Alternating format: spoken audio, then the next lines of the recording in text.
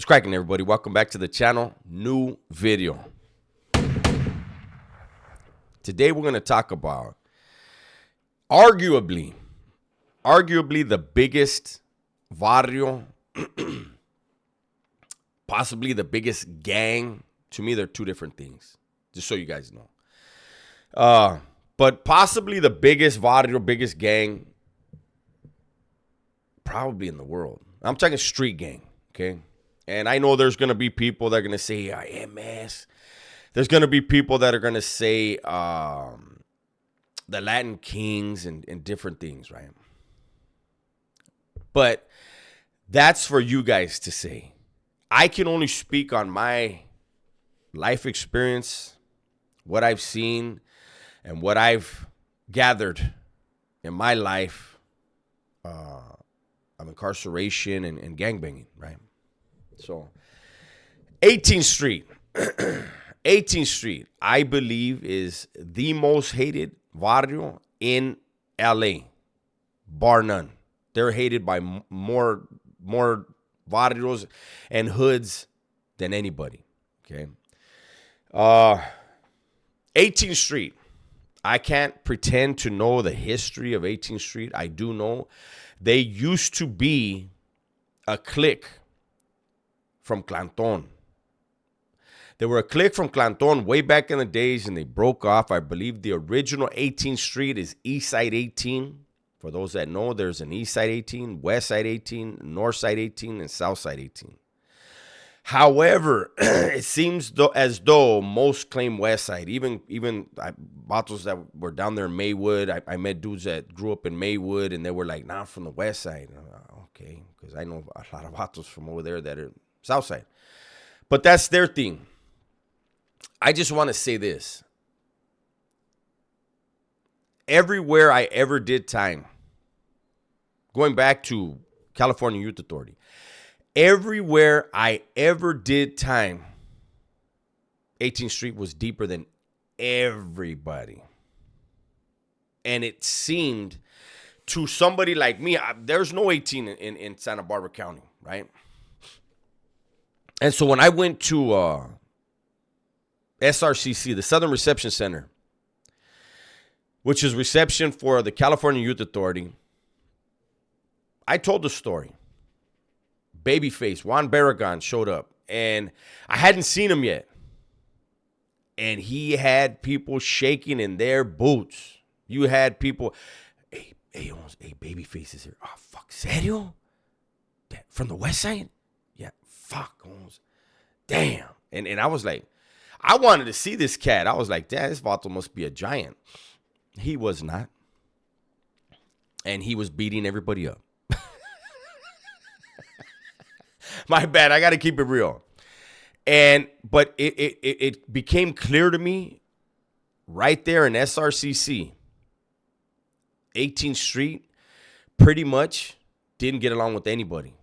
Like, Babyface was running into 2 or 3 cells a day till he got down with every one of his enemies in Cabrillo, in our unit. I said, damn. And I had actually went up to him and I told him, hey, because to me, that was, I had to give that vato credit. I said, hey, Holmes, these vatos jump you, I'm going to back you up, Holmes. I'm not from Los, but, you know, hey, you're doing your thing, Holmes. Like, and he was like, if they jump me, I'm going to light them up. And I was like, well, all right, there you go. You know, he's invincible, apparently. When I got to Paso, again, they were the deepest. Now,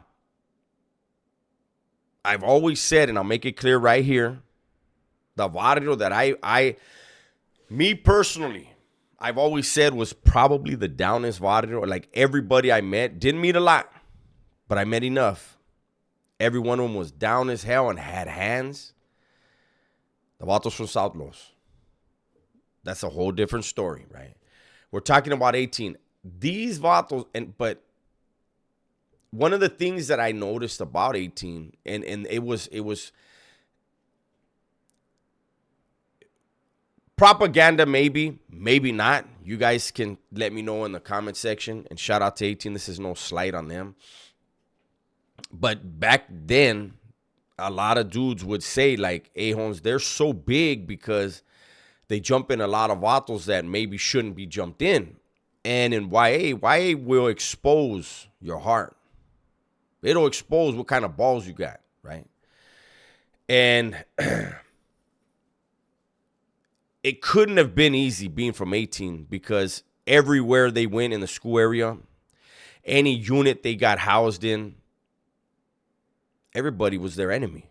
If you were Raza and you like, yeah, if you're from Santa Barbara County, Ventura County, you know, like that, yeah, then you weren't probably gonna have any problems, you know, with them vatos. But just about everybody else, if they were from LA, and then for you guys that don't know, there's such a thing as jailhouse beefs. You'll have jailhouse beefs in YA, where in 1982, one of your homeboys backed up a dude from 18th Street.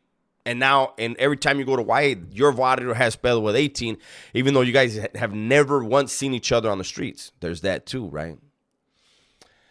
But I'll say there were times in Paso where I saw dudes from 18 that were struggling, you know, because they didn't have the fight in them they needed for the amount of enemies that they had.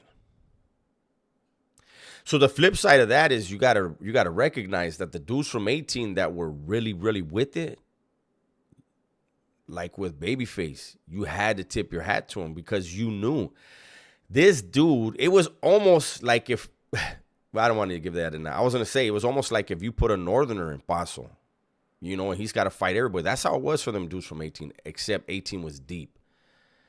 There was not one unit, we call them compas. There was not one compa in Paso that didn't have 2 or 3 dudes from 18. I think Moro had like 6. I was on Nepomo. We had like 3, I think. But they were everywhere. Then when I transferred, I got kicked out of Paso in 92 when the Northerners came down. The institution went crazy. I was on the first wave of dudes that they kicked out. The administration kicked us out. I got sent to YTS. No lie. I've told this story before. You can go back and look. When I got to YTS, there was 60 dudes. 60 from 18. When I got there, 18th Street and 38 were clicked up against Crazy Riders and Florencia. There weren't a lot of dudes from 38 or Crazy Riders. There was about 35 dudes from Florencia. And let me tell you something. Every time and over there, dude gets whacked, 3 days. Just those neighborhoods involved get locked down for 3 days. 3 days. After 3 days, they come back up. Boom. They hit the trade line. And when people would go into the trade line, to go into the trade line, you didn't have to walk through a metal detector. They didn't care. Take your knives in there. Who cares? On your way out, you had to go through. There was a metal detector on both ends, right? That place is shut down now, so it doesn't matter. Dudes used to have their strap in their pocket, and when you're getting close to the metal detector, you would drop it and kick it. And there was a gap about this big between the metal detector and the wall. You'd kick your piece right through there, pick it up when you pass through, because the cops can't really see unless they had one posted at the door. Pick up your knife. But I say that because when you would get released from your classes or trades, because that's a trade school, YTS is a trade school, was a trade school. You'd come out and you'd hear, hey, Holmes, where they at? And what people were asking was, where are the vatos from 18 and Florencia? Because they are going to get into it if they see each other. And sure enough, you'd see vatos, hey, Holmes, there they are, bam. And they pulling out knives and they're just whacking each other right there on the trade line, and everybody, you know. And unfortunately, it's the reality, but people were enjoying the show. 18th Street is like MS. I believe 18th Street is in like 5 different countries. I have no idea how many states, but they are all over this country, man. They are not known for the machete attacks that MS are known for, and that's why they're not brought up as much as MS. MS has some gruesome ass history. But 18th Street is one of the older gangs. Older Varrios. I'm going to say Varrio. I don't, and just so, because people are probably going to ask me in the comments, right? What is the difference in my eyes? Other people may see it different. But what is the difference in my eyes between a Varrio and a gang? A Varrio you grow up in. A gang you join, right? And what I mean by that is you could have dudes that grow up in a different neighborhood or a different area, but they claim something, 5-10 minutes. They didn't grow up in that Varrio. They claim that, and so to me, that's more like, that's gang shit.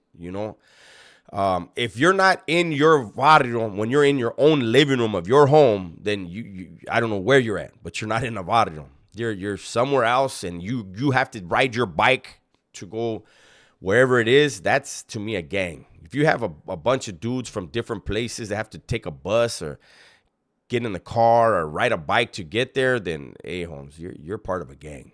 You joined something that somebody else told you was cool.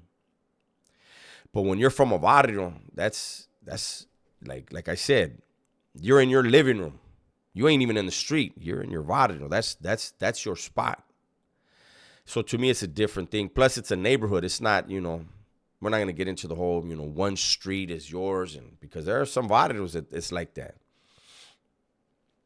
Anyhow, people had asked me, where's the 18th Street one? You guys knew.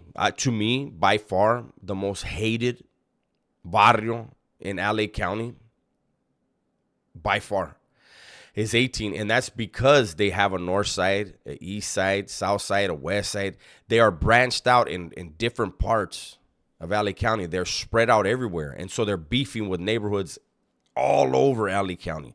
And anybody that knows, you understand, there are so many barrios and gangs in LA. So to be beefing with that many and still be around, that's pretty damn crazy. And then there's going to be people in the comments that are rivals of 18 that are going to have their say. But I think if you're real about it, you have to always give respect where respect is due. Maybe you don't agree, and maybe not everybody from whatever barrio's down, but you got to acknowledge the ones that are. Like, hey, Holmes, if it wasn't for so-and-so and so-and-so, them dudes would have been got wiped out. But anyways, that's my video for today. Hopefully you guys enjoyed it. Everybody, please be safe, be smart, and tell the ones you love that you love them. I'm out of here.